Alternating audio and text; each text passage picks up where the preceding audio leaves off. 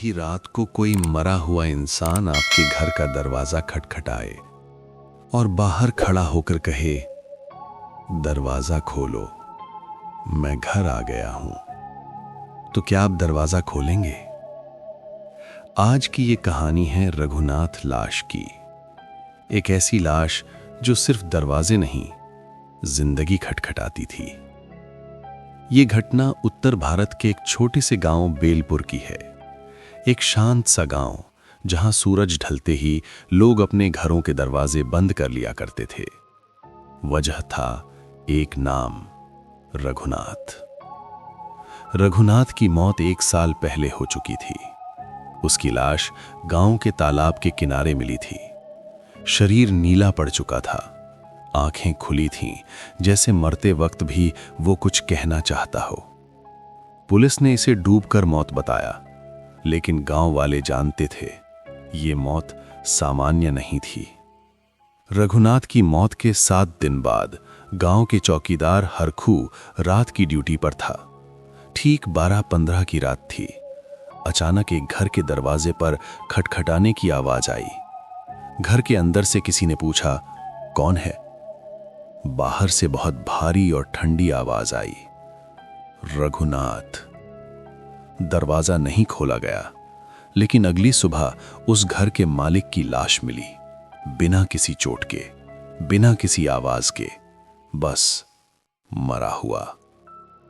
इसके बाद गांव में एक अजीब सिलसिला शुरू हो गया। हर तीसरी रात ठीक 12 से 1 बजे के बीच किसी न किसी घर का दरवाजा खटखटाया जाता। आवाज हमेशा वही होती, मैं रघुनाथ हूं, दरवाजा खोलो।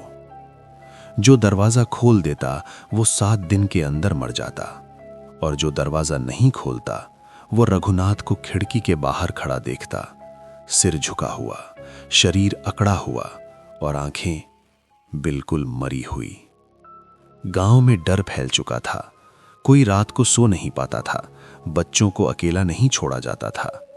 तब गांव के पुजारी ने एक बात बताई, रघुनाथ की अंतिम क्रिया पूरी नहीं हुई थी, उसे जल्दी में जला दिया गया था। न मंत्र पढ़े गए, न शांति पाठ हुआ। उसकी आत्मा शांति नहीं पा सकी और लाश बनकर गांव में भटकने लगी। गांव वालों ने मिलकर एक रात शमशान में फिर से पूजा करवाई। रघुनाथ का नाम लेकर शांति पाठ किया गया, अग्नि जलाई गई, प्रार्थना की गई कि उसकी आत्मा को मुक्ति मिले। उसी रात गांव में आखिरी बार दरवाजा खटखटाया गया, लेकिन इस बार आवाज डरावनी नहीं थी, आवाज बहुत कमजोर थी, अब मुझे जाना है। और उसके बाद सन्नाटा। आज बेलपुर गांव फिर से शांत है। लोग रात में भी चैन से सोते हैं। दरवाजे बंद करने का डर नहीं रहा।